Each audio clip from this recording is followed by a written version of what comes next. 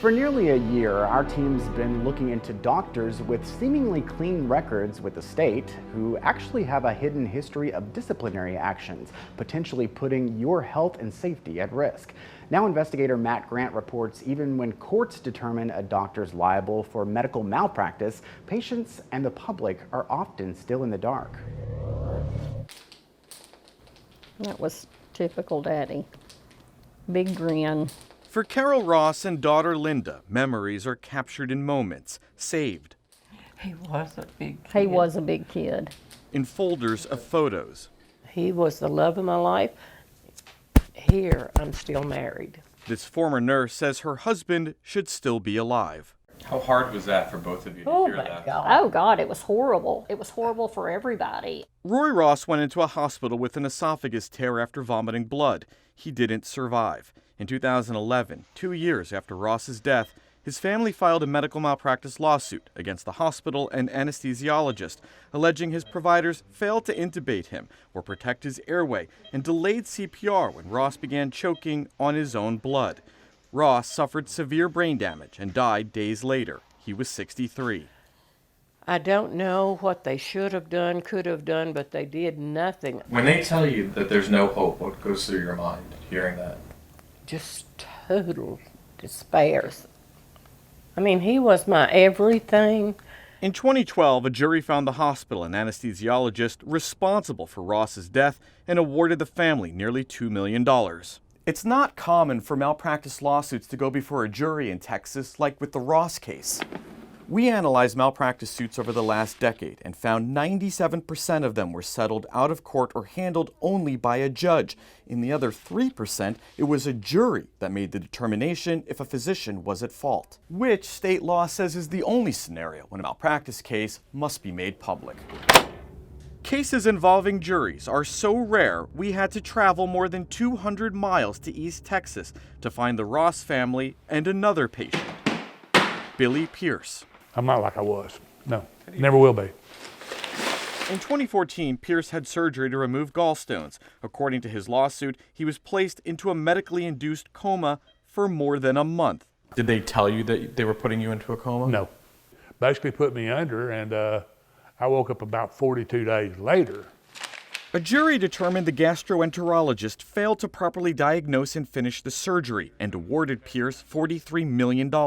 Records show that physician was on probation at the time, with hospital privileges suspended for failing to meet basic standards of care, resulting in a patient's death. The system is set up to protect the doctors. Pierce's lawsuit claimed negligent care and treatment led to his liver transplant and forced retirement.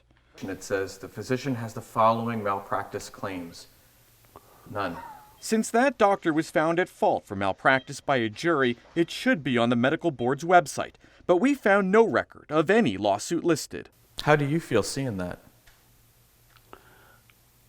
I'm angry. Very angry. Did you know this? No, did not. You're kidding me.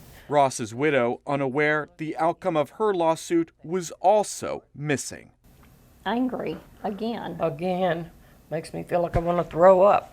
Our investigation identified at least 4 doctors found liable by a jury for malpractice over the past decade with no record of any judgment on the state's website, including a doctor who failed to diagnose and treat the buildup of fluid in a patient's brain, and another doctor who improperly inserted a breathing tube that dislodged, causing the patient to lose oxygen for more than 30 minutes.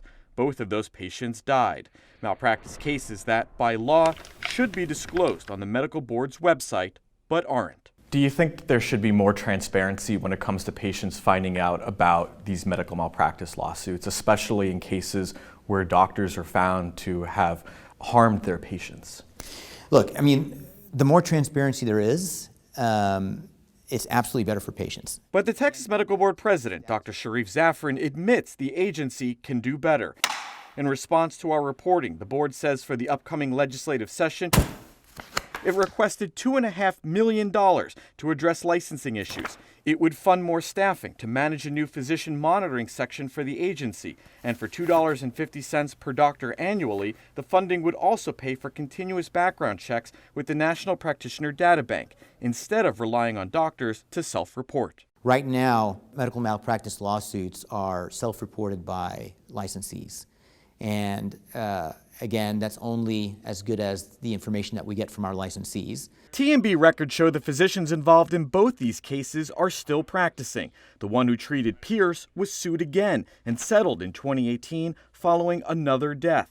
Last year, the TMB ordered him to have a medical staff member accompany him when seeing patients. The board's website shows a clean record for the provider in the Ross case. I had all the confidence in the world in the medical system until this happened. That was investigator Matt Grant reporting. Certainly an emotional topic for the Ross family. One positive point, his death has inspired his granddaughter to attend nursing school. Here's what she had to say to us. We were not done right by the system, and I still do have a lot of faith in it. I really do. It's just some things need to change. The Texas Medical Board says it will review the 4 cases we identified, including the Ross case, to see if any meet the public reporting requirements. By the way, we are not naming any physicians or hospitals in this story, instead focusing on problems with the system. We did reach out though, but either did not hear back or they chose not to comment. It's going to be a long time before Congress even considering doing something again on this. Our team found Texas is not alone when it comes to a lack of transparency in medical malpractice cases. It's affecting patients nationwide. But what's the likelihood lawmakers in Washington will take up this issue in the near future to protect patients?